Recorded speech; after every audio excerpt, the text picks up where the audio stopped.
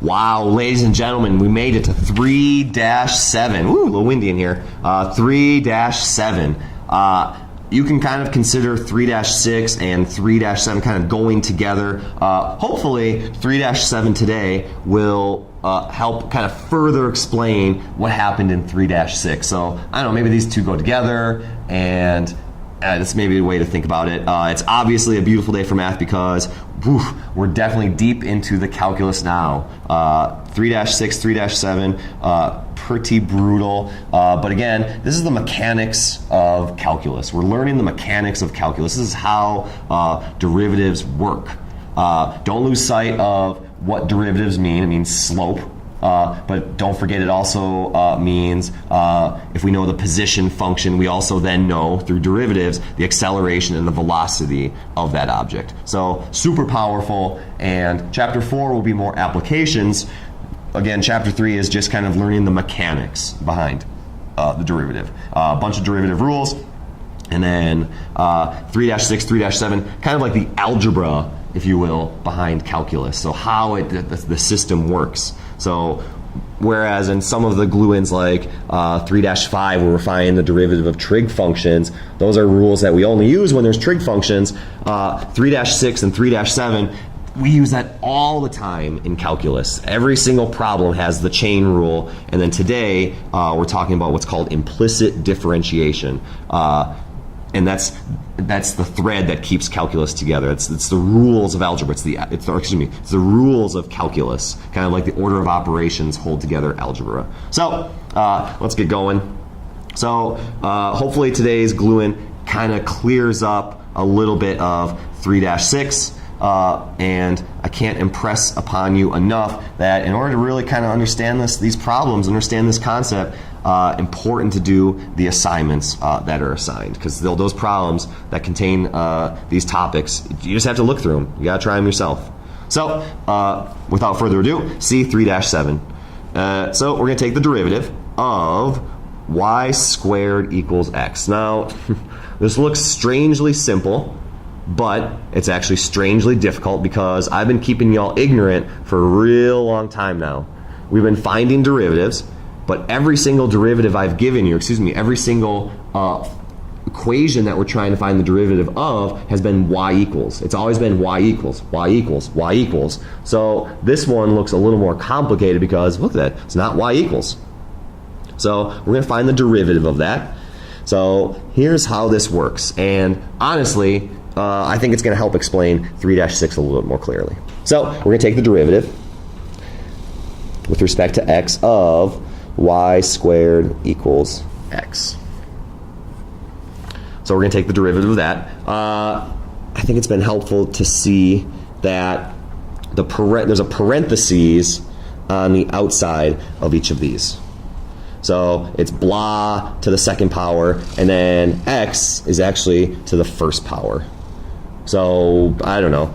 That's been helping. This is the third time now I've done this glue in the past couple days, and every time I think the parentheses help. So we take the derivative. So okay, so power rule still applies, chain rule still applies. So let's see, the 2 drops down, the outermost function is blah squared. So it was to the second power, so we take the 2 down, subtract 1 from the exponent, and then leave that inner dal alone. But then we take the derivative of that inner dal just like the video, so dy dx. So take the derivative of the outer function, the squaring, leave the inside dal alone, but then take the derivative of it and out pops that derivative. So same thing over here. It's blah to the first power. So power rule applies, so subtract 1, leave the inner dal alone, and then subtract 1 from the exponent, it becomes 0. But then, like the video, out pops the next dal, so the derivative of x with respect to x. So notice how there's always that inner variable popping out, derivative of y with respect to x. That's what we're trying to find. Look at this, becomes dx over dx, which is 1. So let's see, let's simplify. So 2y dy dx equals 1 times x to the 0 is 1. And then dx over dx is 1. So 1 times 1 times 1. So 2y dy dx equals 1. So we've taken the derivative, but we are trying to find dy dx. So we need to solve for dy dx. So divide both sides by 2y, divide both sides by 2y. dy dx equals 1 over 2y. Boom. So I'm not actually sure, but I think I invented this notation right here, dx over dx. If you look at any other example problems, I don't know, throughout the world, you don't see this dx dx. Maybe it's because mathematicians assume or just already know it's going to be 1, but I think it's kind of helpful to indicate that out pops the x and we take the derivative of that, just like we did here. We take the derivative of, we take the outermost function, and then out pops the derivative of y, which is dy dx, which is what we're trying to find. But then here, the dx becomes, dx over dx becomes 1. So I think there's some symmetry here that whenever we're taking the derivative of a variable, the same rules apply over and over and over again, but in this case, it's dx over dx, which just becomes 1. It doesn't make sense without the dx in my opinion, because out pops the derivative of y with respect to x. You take the derivative of x, that same thing has to happen. I think, notationally speaking, I love this notation. So, not sure if I invented that. Let me know. Dx over dx. So let's look at several more examples. So let's see, we want to find the slope of the circle. And I don't know, from way back when, we know this is the equation of the circle. And we want to find the slope at when the point is 3, -4, so xy. So we want to find the slope. So we're going to take the derivative. Slope means derivative. So the derivative of x squared plus y squared equals 25. We're going to take the derivative of that with respect to x. So again, I think the parentheses are helpful, so I'm going to throw those in there. So chain rule, Matryoshka rule, power rule, all still applies. So the outside function here of x squared is the squaring function. So down pops the 2, leave the x alone, subtract 1 from the exponent, and then out pops the derivative of that innermost function, x, so the derivative of x with respect to x. I don't think it makes sense without the dx, plus, and then same thing here, 2, so second power, that's the outside function, so 2, parentheses, y, subtract 1, leave the y alone, but then out pops the derivative of y with respect to x. That's what we're trying to find. This one cancels to make 1, this one becomes what we were looking for. We're going to solve for that. And then the derivative of 25 is 0. So let's clean this up. So 2x, that's just 1. I don't think it makes sense without the dx. Plus 2y dy dx equals 0. And now we have to solve for dy dx. So each of these problems is going to get more and more difficult in terms of solving for dy dx. So let's see, I need to minus 2x from both sides. So it's 2y, where am I? I'm off the screen. 2y dy dx equals -2x. And now we're going to solve for dy dx. So divide by 2y on both sides. So dy dx equals, oh, the -2 cancel. So it's -x over y. But the original problem says calculate the slope. So dy dx, we're going to calculate the slope, m, and we're supposed to find the slope. I'm just going to scooch back up. We're supposed to find the slope when x is 3 and y is -4. So again, I found a slope machine. I'm going to plug in my x and y coordinate to find the slope at that indicated point. So x is 3, so -3, and then y is -4, which is positive 3/4. Boom. All right. Let's keep going. Let's go with some more nasty examples. Can I fit that in there? No, I'm going to go to a new page. Page 2. So problem 3. We're going to find the derivative if 2y equals y squared, x squared plus sine y. So find the derivative of that. So, okay. I'm going to indicate to the reader that I'm going to take the derivative. So let's scooch this over. So I'm going to take the derivative of that. So the derivative of 2y equals x squared plus sine of y. So take the derivative of that, and again, parentheses have been helpful, so boom. So this is just a mess. Yeah, notice how solving for y here would be pretty impossible. Here you could maybe solve for y and take the derivative. Here you make solve for y and take the derivative of it. It would be nasty. But here, that'd be really difficult. So take the derivative. Let's not forget, that's 2y to the 1. So I'm going to take the derivative of that. So 2, and then the 1 drops down. 2 times 1 is 2 still. Leave the y alone. And then out, did I do that right? So then the 1 pops down, subtract 1 from the exponent. So it becomes y to the 0. But then leave the y alone, and then out pops the derivative of y, dy dx. We continue. The outermost function is the squaring function. So the 2 drops down, leave the inner dal alone, subtract 1 from the exponent. All right, leave that dal alone. But now take the derivative of that dal, the derivative of x with respect to x. Again, same rules apply. I think it doesn't make sense without the dx. Here, the y pops out, take the derivative, dy dx. Here, take the derivative of x, but then it's just 1. We continue. Plus, and then the derivative of sine is cosine. Leave the inside alone. I guess I should put parentheses around that because that's inside. Y is inside. So leave the inside dal alone. Out pops the inside dal, dy dx. All right, let's clean this up. So let's see, y to the 0 becomes 1, so that's just 2 dy dx equals, okay, so let's see, 2x, then that becomes 1, so it's just 2x.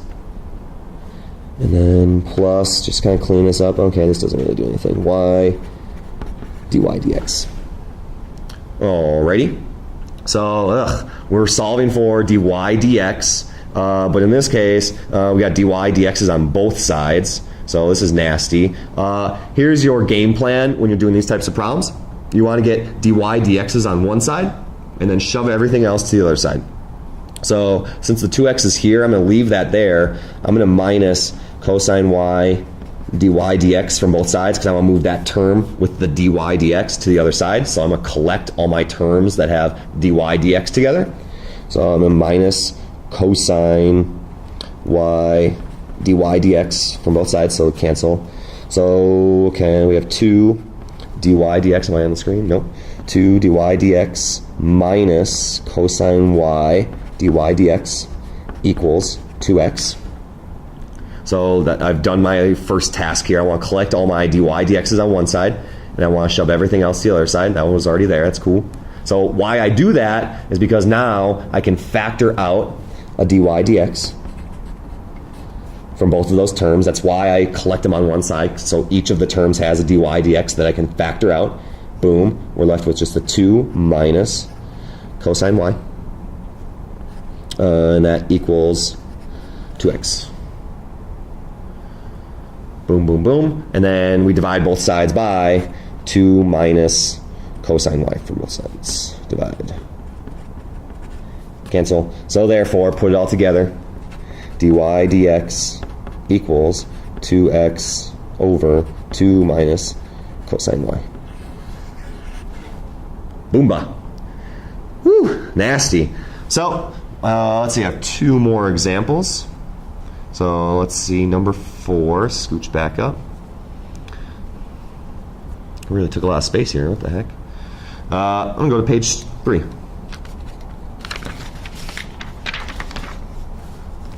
So let's see, number 4, let's get this all lined up. Number 4, find the tangent. You know, in class we cut this down. I'm going to do the same thing here. I'm going to cut number 4. I'm going to say find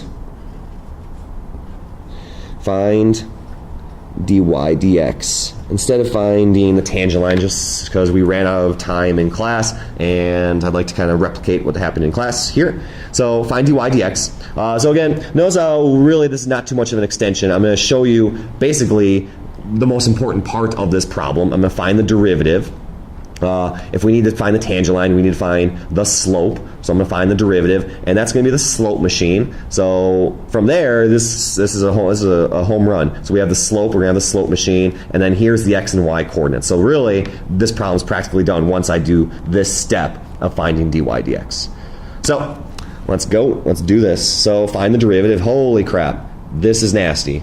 So let's see. I'm going to scooch over here. So number 4. So I'm going to find the derivative with respect to x of parentheses x squared minus xy plus parentheses y squared equals 7.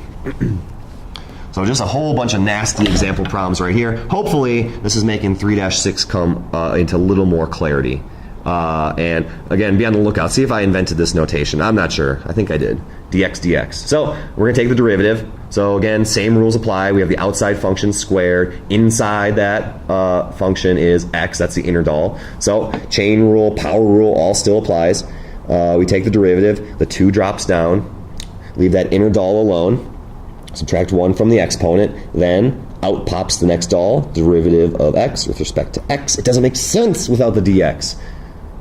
So then minus, now here you definitely want to throw a Texas size bracket down. Texas size bracket, because look at, we have minus, so put the minus down, and then we're going to take the derivative of this little nasty chunk right here, x times y. So product rule is built into this one. So product rule says leave the first thing alone, and then take the derivative of the second piece, y, so dy dx. Plus, so leave the second thing alone, the y, and then take the derivative of x, dx dx. It doesn't make sense without the dx dx. I love this notation.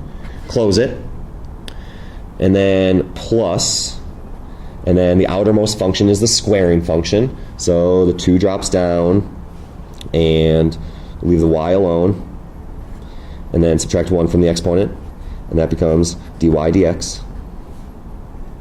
So subtract 1, out pops the inner doll, dy dx. All right, this is looking good. Because the same things happen. So here, look how these look really similar. Because the same math is happening. It's calculus. It's exactly the same process. The same process occurs for every variable. But in this case, the dy dx is what we're finding. In this case, dx dx cancels to make 1. But it's a symmetrical operation. We're doing the same thing to each of the variables.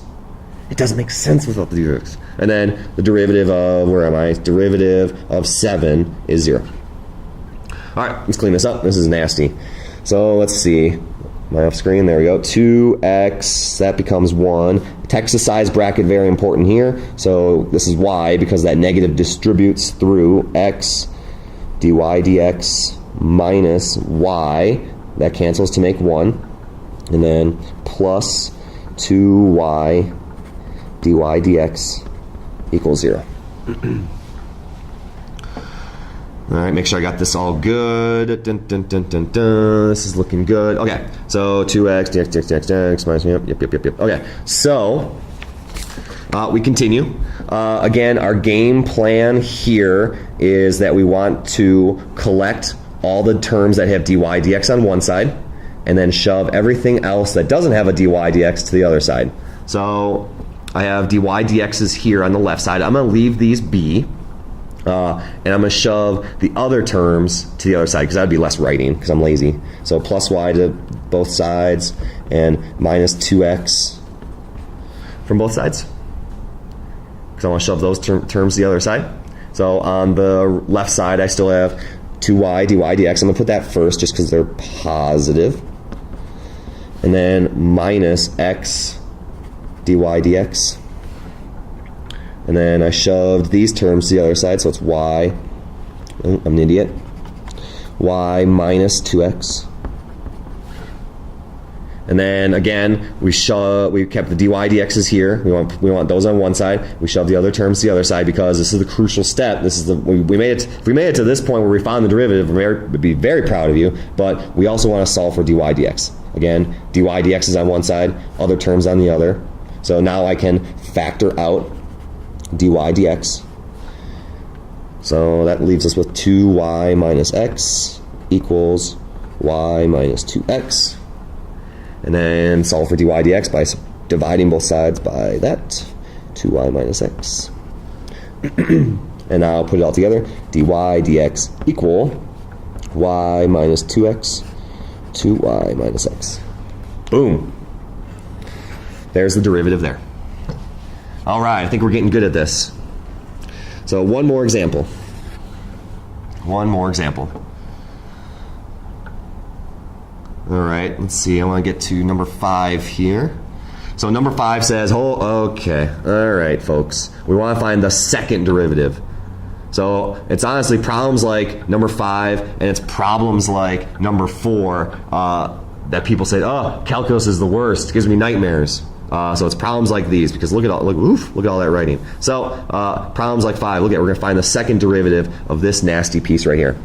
Well, first thing first, we need to find the first derivative. So I'm going to find the derivative with respect to x of 2x parentheses cubed minus 3 parentheses y squared equals 8. So I think those parentheses help to kind of show the chain rule, the Matryoshka, the power rule, all still applies. And okay, close that parentheses.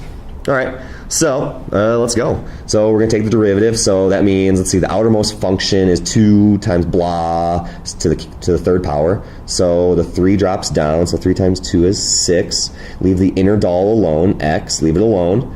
Subtract 1 from the exponent. But then out pops the derivative of that dal. So dx minus, again, that doesn't make sense without the dx. So same thing, so the outermost function is 3 blah to the second power. So the 2 drops down, 6 again. Leave the inner dal alone. Subtract 1 from the exponent. And then out pops the inner dal, derivative of y with respect to x equals, and then the derivative of 8 is 0. Again, it doesn't make sense without the dx, because look at it, it's the same thing both times. But in this case, they cancel. In this case, dy dx. That's what we're trying to find. Ooh, got to have the dx, in my opinion. So we continue.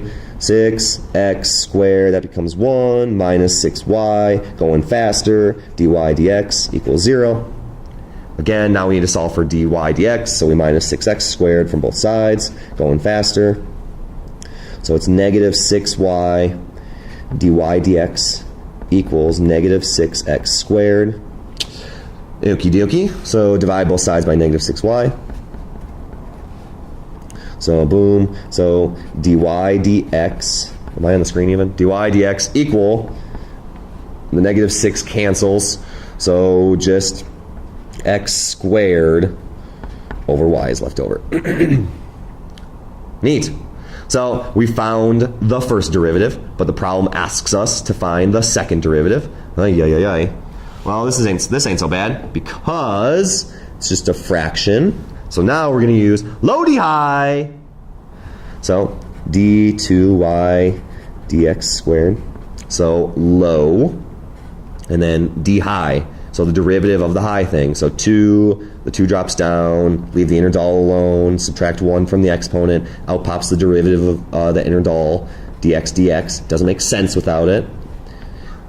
Boom. So let's see. Low d high minus high, and then the derivative of low, the derivative of y, is dy dx. All over low squared. Low d high, continue. d2y dx squared, continue. Let's see, simplify. Was that 2xy minus x squared dy dx all over y squared. Boom, looking good. So that's the second derivative. We have one more thing we could do to simplify this, and I love this step. So it's all this nastiness, but look at dy dx. We're going to substitute in what we found as dy dx. dy dx, they're equal, that's the same thing. So we're going to plug in that. So one last step to kind of clean this all up. 2y dx squared equals, put it all together, 2xy minus x squared. dy dx is x squared over y, all over y squared. Boom. Look at that. That's why people have nightmares about calculus. Enjoy. You're ready for the assignment. Beautiful day for math.